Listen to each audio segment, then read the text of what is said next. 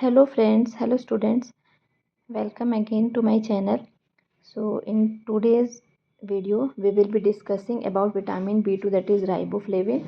In our previous video we had discussed about the first vitamin of B complex vitamins, that is vitamin B1 thiamine, and it is very important question for UG, for PG students, and for NEET examination also.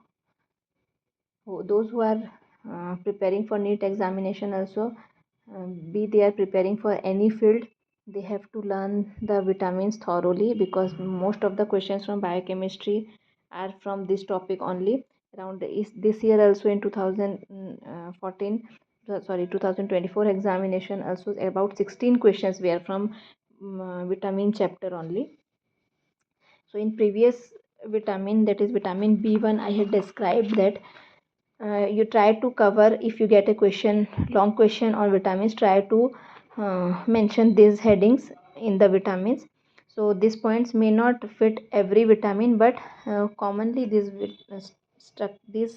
headings, under these headings you can describe a vitamin properly.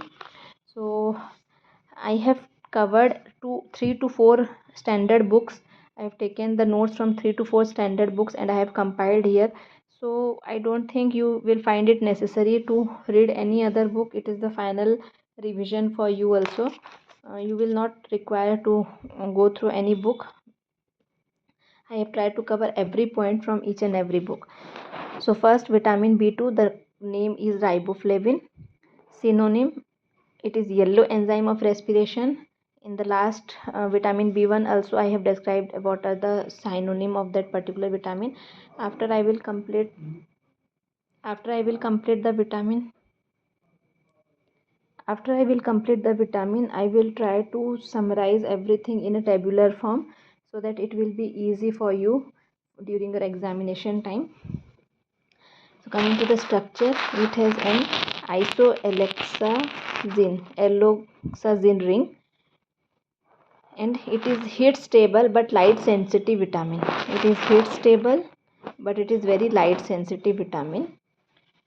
These are two very important points. Vitamin B1, we have read that it plays an important role in carbohydrate metabolism, but B2, it plays a role in energy yielding metabolism. Both of these are very different things, because in energy yielding metabolism also carbohydrate come, but here there is also fatty acid and amino acid metabolism also it covers. So vitamin B2 has more diverse role than vitamin B1. Vitamin B1 has role only in carbohydrate metabolism, and vitamin B2 has role in energy yielding metabolism. We will discuss in its biochemical function. So this is very important point. These two are very important points.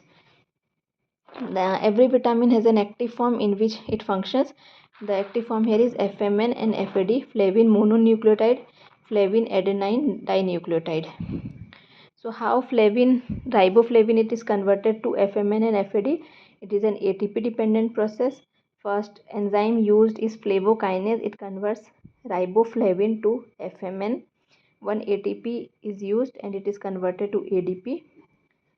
Now FAD synthase enzyme, it requires another ATP molecules and it converts into FMN, is converted to FAD. So FAD is required 2 ATP molecules. FMN formation requires 1 ATP molecules. And the enzyme containing riboflavins are called flavoproteins. These are called flavoproteins. So this is about the active form. Now coming to the sources, either you have to write it in animal source, plant source, or you have to write in rich source or the good source.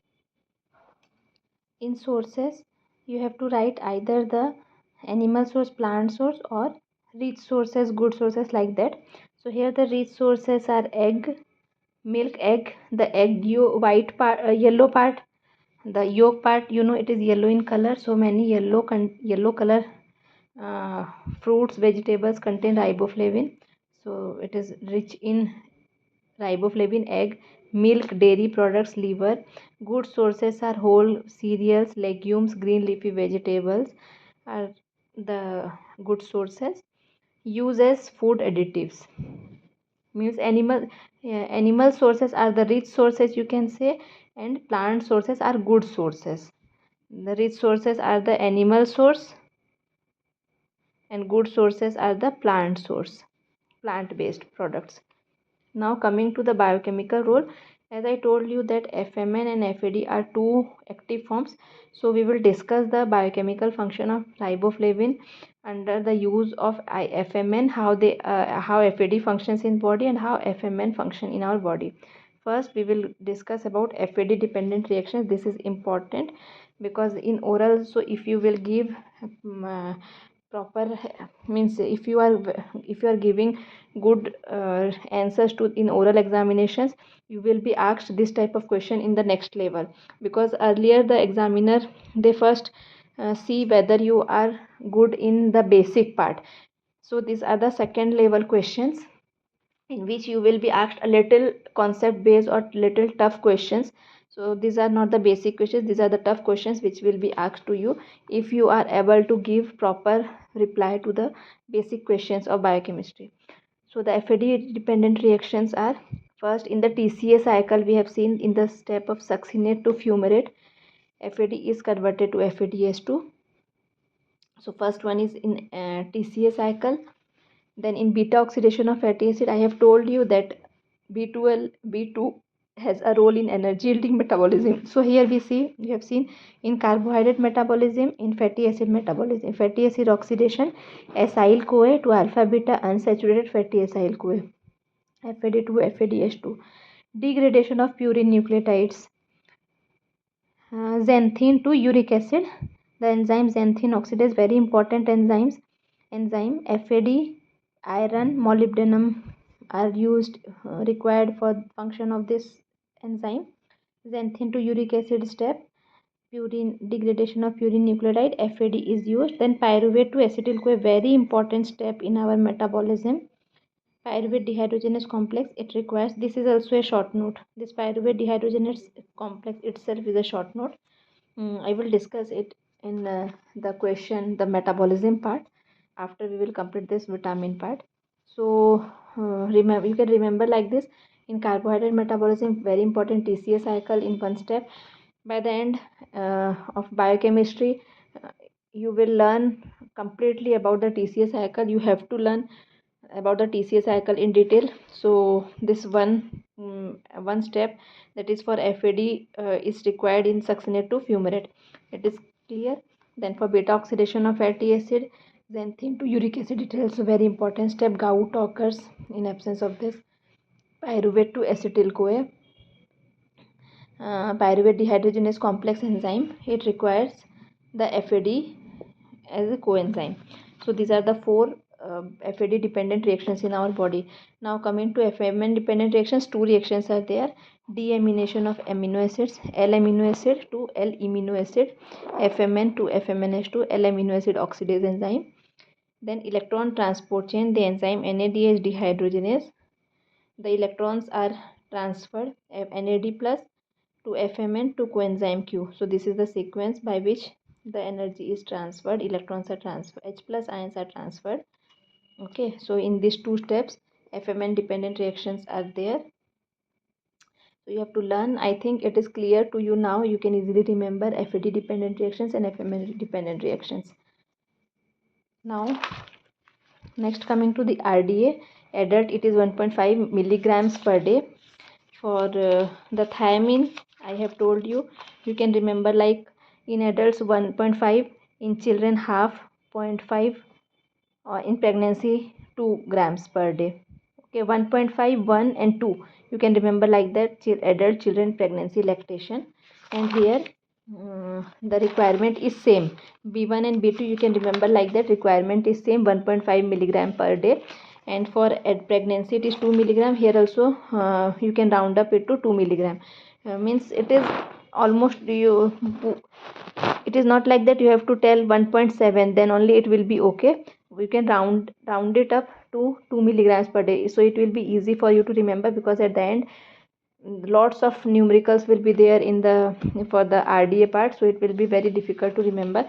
Just you have to just be means particular that the unit should be proper, it is milligrams per day.